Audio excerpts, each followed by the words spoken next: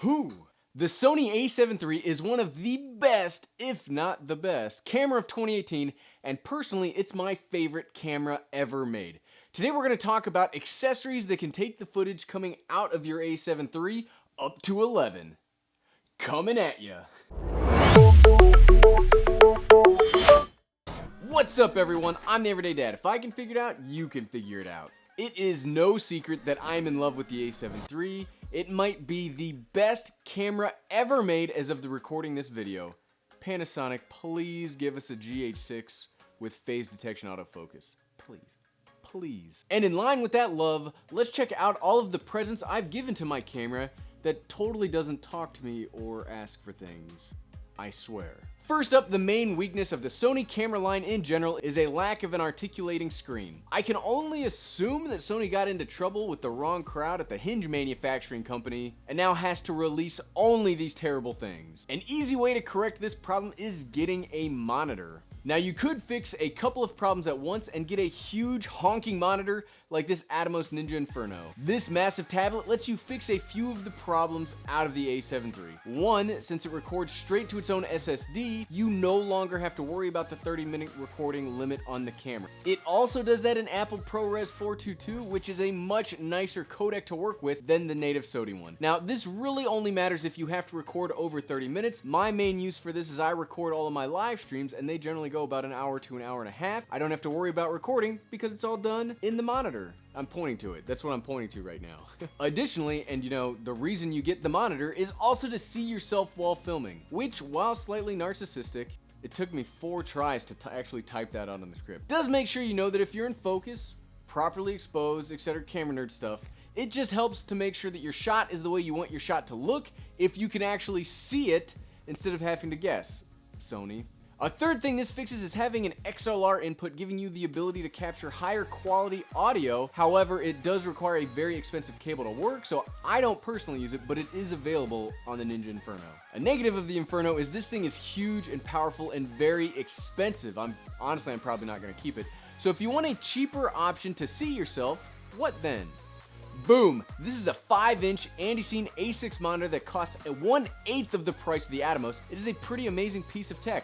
I might do a full review if you want that, so if you want to see a full review on this monitor, leave a comment below. It's basically a cheaper version of the small HD monitors, and it comes with this super useful articulating arm that makes it so easy to go from behind the camera to in front of it and not have to like mess with any of those magic arms. It doesn't only show you yourself, it does a few extra things too, like zebras, false color, and you can also buy an external dummy battery to charge your camera in use. And one of the problems with other Sony cameras is they have these tiny little batteries, and this takes these huge honking Sony batteries, so it can help with short recording problems. Like I said, it's more of an A63-6500 problem than it is an A7 III problem, but it is awesome. Okay, we can now see ourselves, but we don't sound really great, and audio is probably the most important part of making engaging and useful videos, right? Yes, that's correct. Well, since we're gonna plug this into the A7 III itself and not the monitor because ain't nobody gonna take the Atomos vlogging, we're limited to the 3.5mm audio jack. Boom. Here's my favorite microphone, the Rode VideoMic Pro Plus. Why get this one instead of a more budget-friendly option, you might be asking? Let's put it back up. Well, 2 main reasons.